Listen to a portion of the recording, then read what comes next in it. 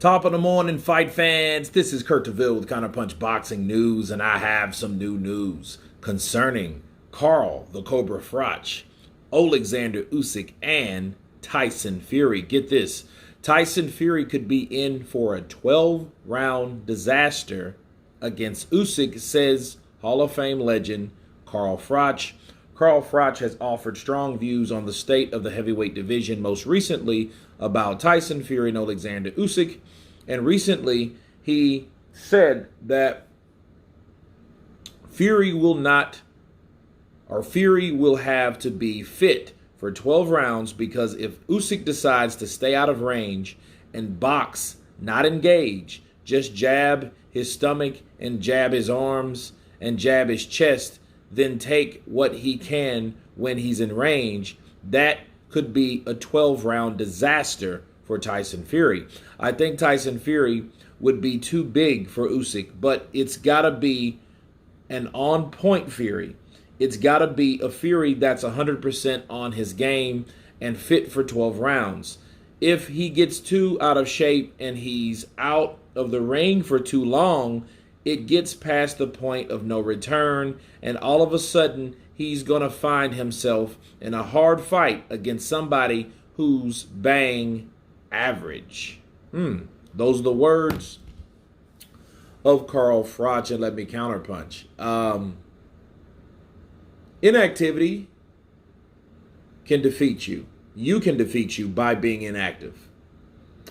That being said, that's why I don't think Tyson Fury wanted the fight at the time where the fight was supposed to have been negotiated.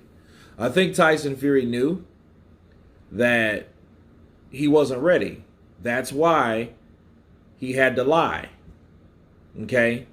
He had to lie to keep people in good spirits, because he knew he wasn't ready to take on Oleksandr Usyk, because Oleksandr Usyk was training since I don't know when. Right? He does these long, extensive training camps, and a lot of times that's worrisome, and, you should be very aware of that as well. That should worry you, seeing a guy train that long. It's like, okay, what the hell is he training for? Okay, what is he doing something, or he knows something that I don't know? That's just how Oleksandr Usyk trains. And I think that's his bang-on advantage, because he's in better shape than anyone. So he can do certain things, he can move certain ways, and he can do it longer for 12 rounds than anyone else can, because of the way he conditions himself by training. Okay, so what Carl Froch is worried about, I wouldn't really be worried about, because Tyson Fury is not going to allow himself to get in the ring with anybody that he's not prepared for. You think I'm lying? Okay, let's prove it. What about Vladimir Klitschko and himself? The rematch. Tyson Fury and Vladimir Klitschko too. Tyson Fury knew he wasn't ready enough, so he was like, you know what? I got the UCAD breathing down my back about this wild boar meat response that I gave him. I know, I have, the IBF just stripped me, so I only have 2 of those belts anyhow. And I'm really partying, and it's stressing me out. So guess what I'm going to do? I'm going to keep doing what I'm doing. I'm going to keep doing this. I'm going to keep doing that. So I'm not fighting anyone until I'm ready. And he didn't fight anyone until another 2.5 years until he's ready. So you think if he pulled that back then, 7 years ago, do you think he's just going to jump the gun and fight somebody that he's not prepared for? Of course he won't. Tyson Fury knows when to fight. He knows how to fight. Okay, but those both got to go hand in hand. He's not going to pull a Sergey Kovalev in Canelo. Okay, he's not going to pull a Roberto Duran and Sugar Ray Leonard. He's not going to do these type of things that quick. He's not going to jump the gun. Okay, that's why Tyson Fury, he's looking for a fight now, and he's talking this way now, because he's ready now. Because he's taken time to actually train. Okay? Now, to talk about the other viewpoints of Carl Froch, he's saying that he can He'll find himself in a hard fight against someone who's bang average. Oleksandr Usyk is not bang average. Okay, in fact, Oleksandr Usyk would beat Carl Froch. Okay, if they were both at the same weight, let's say light heavy, yeah, he would beat Carl Froch because of how Carl Froch likes to fight. Carl Froch likes to scrap on the inside. He kind of puts you in the mind of Juan Manuel Marquez in a sense because he likes to mix it up, which is very exciting. I like to see Carl Froch's fights.